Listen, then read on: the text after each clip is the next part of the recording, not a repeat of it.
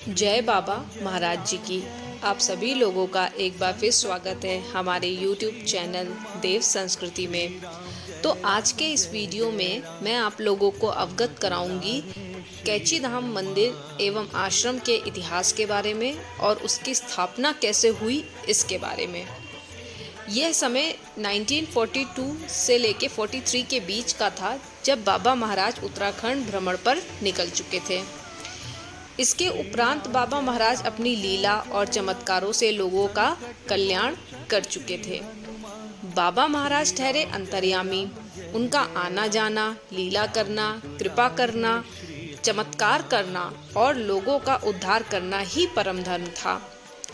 उत्तराखंड के चारों ओर भ्रमण करने के बाद बाबा महाराज अपनी ध्यान साधना और लोगों के कल्याण हेतु नैनीताल हल्द्वानी क्षेत्र को चुना। सन 1943 के आसपास नैनीताल जिले में स्थित कैची गांव के निवासी पूर्णानंद तिवारी जी के अनुसार बाबा महाराज जी अपनी लीलाओं और चमत्कारों से वहां के लोगों के बीच विख्यात हो चले थे।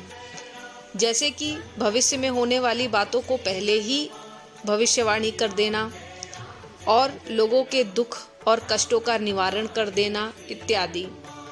बाबा महाराज हनुमान जी के परम भक्त थे। तिवारी जी के अनुसार बाबा महाराज जी को अपनी तपस्या करने के लिए एक ऐसे स्थान की तलाश थी जहां वो अपनी तपस्थली बना सकें।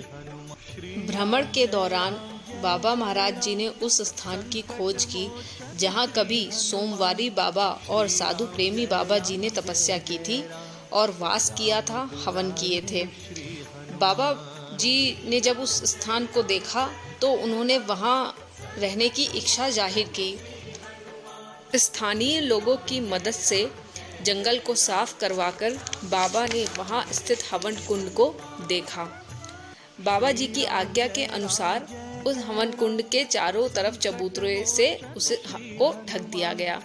कुछ समय बाद यहाँ पर हनुमान जी की मूर्ति की स्थापना कर दी गई और मंदिर के निर्माण के बाद मंदिर के पीछे सोमवारी बाबा की धुनी को संरक्षित कर दिया गया। इसके पश्चात बाबा महाराज जब भी उत्तराखंड आते तो अधिकतर कैची मंदिर में ही रहते थे। बाबा के दर्शन हेतु भक्तों का मेला लग जाता था और भंडारा, कीर्तन, भजन की धूम मच जाती थी। 15 जून 1964 को हनुमान जी तथा अन्य मंदिरों में प्रतिष्ठित मूर्तियों की प्राण प्रतिष्ठा धूमधाम से संपन्न हुई। तब से कैची धाम में मालपुओं के भंडारे के लिए नियत हो गया। इसी प्रकार मंदिर का रूप और आकार समय दर समय बढ़ने लगा। सन 1975 के पहले मंदिर आने के लिए सिर्फ एक दरवाजा था। फिर जून 1975 में दूसरा दरवाजा बना दिया गया। 1977 में मंदिर से बाहर जाने के लिए कच्चा पुल का रास्ता था। उसके बाद 1995 में वहां पक्का पुल बनवा दिया गया। फिर उसके बाद 15 जून 1973 को श्री विंध्यवासिनी देवी और 15 जून 1974 को वैष्णवी माता के मंदिर की भी स्थापना श्री कैची धाम में हो गई।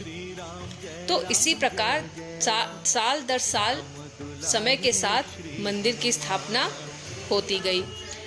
बीते वर्ष के भांति हर साल 15 जून मंदिर के स्थापना दिवस के रूप में भव्य भंडारे का आयोजन होता।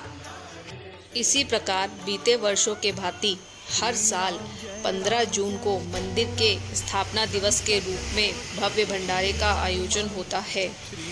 लाखों श्रद्धालु देश विदेश से आते हैं और बाबा के दर्शन प्राप्त कर भंडारे का प्रसाद ग्रहण करते हैं। आज भी कैची धाम मंदिर में लोग आते हैं, बाबा जी के दर्शन प्राप्त करते हैं और अपनी खाली झोली भर के जाते हैं। बाबा जी का परम उद्देश्य लोगों का कल्याण करना, उनके दुखों को दूर करना और उनका मार्गदर्शन करना ही था।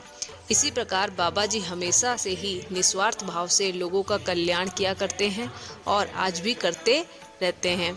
आज के समय में भी बाबा महाराज जी की लीलाएं और चमत्कार देखने को मिलते हैं। तो आज के इस वीडियो में बस इतना ही। अब मैं आपसे मिलूंगी अगले वीडियो में बाबा जी की एक नई कहानी के साथ। तब तक के लिए जय बाबा नीम करोली महाराज जी की।